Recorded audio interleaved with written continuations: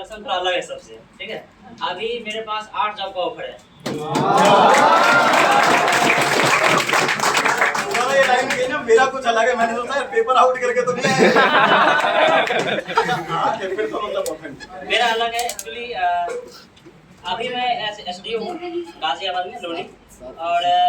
अभी मेरे पास बीपीएससी का सिलेक्शन पॉलिटेक्निक कॉलेज का है एज प्रोफेसर, और अभी गेट से मेरा NTPC, AAI and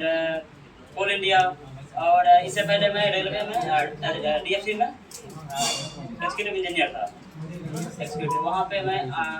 7-8 month approx वहाँ पे अपना सर्विस दिया, और अभी 5 मंथ से मैं एसडीओ हूँ लोनी गाजियाबाद में। तो सिलेक्शनों की जड़ी है यहाँ पर। तो मेरा क्या है कि अभी मैं खुद कंफ्यूज हूँ कि अब लेक्चरर में जाऊँ पॉलिटेक्निक में एज बीपीएससी में, या यहीं रहूँ कंटिन्यू करूँ।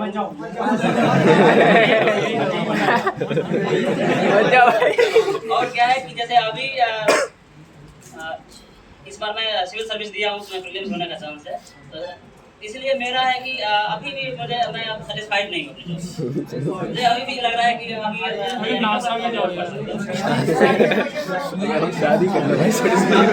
अब मैं एक बताता हूँ अपने बारे में इंटरेस्टिंग बात। मैं ऐसा स्टूडेंट हूँ जो कॉलेज में जिसको कॉलेज में हमेशा इग्नोर किया गया, मजाक बना हमेशा। मजाक किस मामले में कि अरे ये तो सिर्फ सेमेस्टर पास कर सकता है, मतलब ये ऐसा रहा था। इसलिए कि जैसे जिस कॉलेज से थे हम MIT मुजफ्फरपुर बिहार से, वहाँ पे ऐसा था कि मतलब क्या बोलते हैं, सिर्फ कॉलेज में पास करेगा सेमेस्टर है जिसका जो है सिलेक्शन नहीं, मतलब चांस कम रहता है ना। तो ये इग्नोर को मैं मतलब अब ऐसा सिचुएशन है कि जितना जो कॉलेज का लड़का था या जो जूनियर था वो सब बात करना चाह रहा है, तो अब सब बात करना चाह रहा है। और जब जाते हैं तो प्रिंसिपल सर कभी मिले, या जो भी मेरे टीचर थे वहाँ प्रोफेसर थे, वो जब मालूम चलता है कि मुजफ्फरपुर गए अपने कॉलेज के आसपास कहीं पे भी है, तो बुलाते हैं अपना जो वहाँ पे मेरा ऑडिटोरियम है, वहाँ पे 1-2 घंटे में टाइम दे देता हूँ जूनियर्स के लिए, ठीक है। और अब अगर मैं ये बताऊँ कि अभी कैसा फीलिंग है, ठीक है, और जब सिलेक्शन नहीं था उसमें क्या फीलिंग था, तो ये है कि अभी मुझे सबसे आसान लग रहा है। इस बार मैं सिविल सर्विस देने गया था प्रीलिम्स, मुझे आसान लग रहा था क्योंकि मैं ऑलरेडी इतना सारा एग्जाम क्वालिफाई कर लिया गया है। वो होता है ना डोपामिन लेवल, वो ऑलरेडी इतना हाई है कि मुझे लगता है कि मतलब बिना फर्क भी अगर जाओ हो जाएगा वहाँ। और क्या है कि जब एक्चुअली मैं 18 पास आउट हूँ 14-20, और 21 में मेरा इसरो का रिजल्ट आया था, क्वालिफाई किया, वहाँ पे इंटरव्यू में बाहर हो गया। वहाँ पे मेरा 64 मार्क्स था, 67 लास्ट कट ऑफ गया। और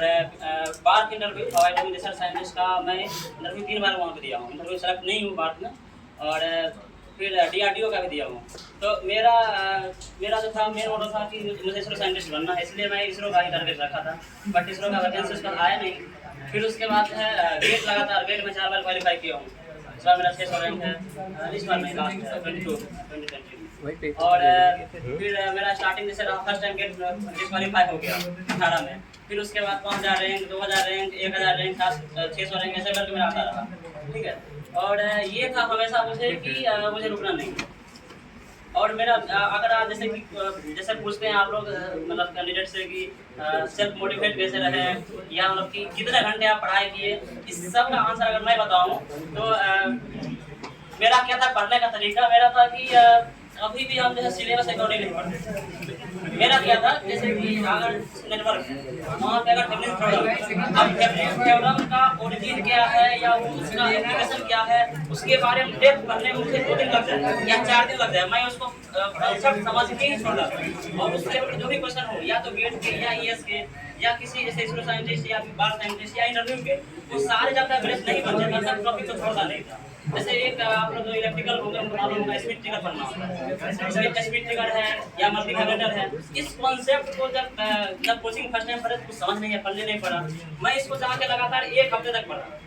और हर एक चीज़ से विकिपीडिया से, यूट्यूब से, गूगल से, और सारे नोट से, सारे कोचिंग मैं मतलब कोचिंग पे मैं नहीं ले रहा, मैं यहाँ से इंटरव्यू गाइडेंस लिया और सारे कोचिंग्स में हेल्प लिया, ठीक है। और बाकी सारे कोचिंग से, फिर यूट्यूब से, विकिपीडिया, हालांकि मैं यूट्यूब पे भी एक अपना चैनल बताता हूँ, तो ये रहा मेरा हमेशा रहा कि जैसे कि एक टॉपिक को अगर आप पढ़ रहे हैं तो उससे रिलेटेड जहाँ से भी क्वेश्चन आए मुझे मेरे से पढ़ने चाहिए। या इंटरव्यू में क्वेश्चन, जैसे कि जब 20 में जाता हूँ तो वहाँ पे एक नया क्वेश्चन होता है, इसरो एक बार दिया पार्क में, और मेरा हमेशा 1.5 घंटे 2 घंटे इंटरव्यू में चला, तो वहाँ पे जो भी क्वेश्चन उनका होता है उसका आंसर मेरे पास होता है।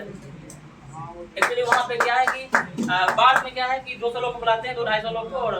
12, 15, 18 लोग को लेते हैं, सिलेक्शन रेशियो पूरा सा वहाँ पे है। और जहाँ पे मैं अभी SDO हूँ, यहाँ पे भी 12,000 अप्रोक्स यहाँ पे अप्लाई किए थे, सीट मात्र 8 साल। और मैं बिहार से हूँ, उसमें जनरल से वहाँ गए थे उसमें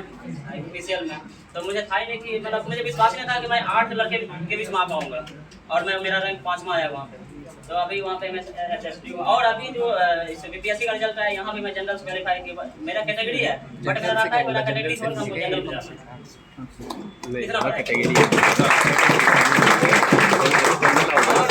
बताऊँ कि अगर जैसे आप लोग जो पढ़ते हो ना, आप लोग हमेशा ऐसे पढ़ो कि किसी टॉपिक को अगर पढ़ रहे हो तो उसमें थोड़ा इंटरेस्ट डेवलप अगर नहीं हो रहा है, जैसे मान लो आप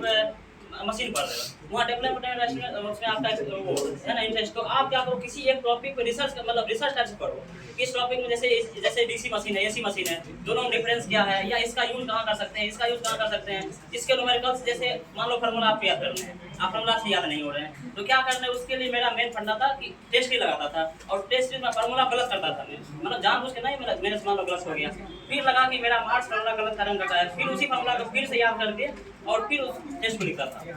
नेक्स्ट टेस्ट को, मतलब फार्मूला याद करने का या किसी कॉन्सेप्ट याद करने का तरीका मेरा सिर्फ टेस्ट था। टेस्ट देखे और उसमें जैसे मान लो मेरा किसी टेस्ट में 2 मार्क्स आ गया या 4 मार्क्स आ गया, तो क्या करता था कि उस सब्जेक्ट के मेन फार्मूले को या मेन कॉन्सेप्ट को फिर से पढ़ता था, ठीक है। और अगर आपको लग रहा है किसी का जैसे कि कोई लोग जैसे कि आप सैचुरेट कर गए हो, ठीक है, आपका मार्क्स जैसे मान लो 100 मार्क्स का गेट मार रहा है, आपका मान लो 30 मार्क्स आ रहा है, 35 मार्क्स आ रहा है, उससे आगे नहीं बढ़ रहा है, इसका मतलब आपका दिक्कत ये है कि आप जो है जैसे आप देखोगे गेट या कोई भी एग्जाम हो, कुछ टॉपिक ही रिपीट होते हैं हमेशा, जैसे कुछ टॉपिक है उसी टॉपिक से क्वेश्चन वो पूछते हैं, क्योंकि उसी टॉपिक से अच्छे क्वेश्चन फ्रेम होते हैं। तो उस टॉपिक में मेरा